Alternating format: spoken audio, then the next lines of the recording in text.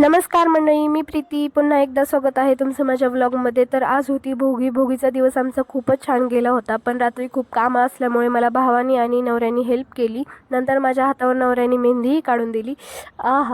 असं सणासुदीला माझा नवरा खूपच छान वागतो. असो, दुसऱ्या दिवशी सकाळी लवकर उठले तर पाणी तापवलं, डाळ शिजू घातली, देवाची पूजा केली, दिवा लावला. नंतर स्वयंपाकाला सुरुवात केली. सुरुवातच एवढी छान झाली होती. आमटीला एवढा मस्त मसाला झाला होता आणि तरीही खूपच छान आली होती.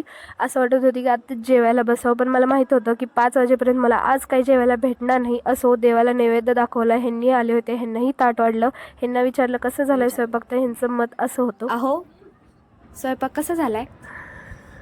अप्रतिम स्वयंपाक झाला. मस्त, खरंच मस्त, एक नंबर. हा ना. खूप आवडला. हे ऐकून मी तर आभाळातच उडत होते. कारण की मला सकाळपासून बरं नव्हतं. मी बळबळ कामं केली ती. मग एवढा चांगला स्वयंपाक झाल्यास कळाल्यावर मी तर खूप खुश होते.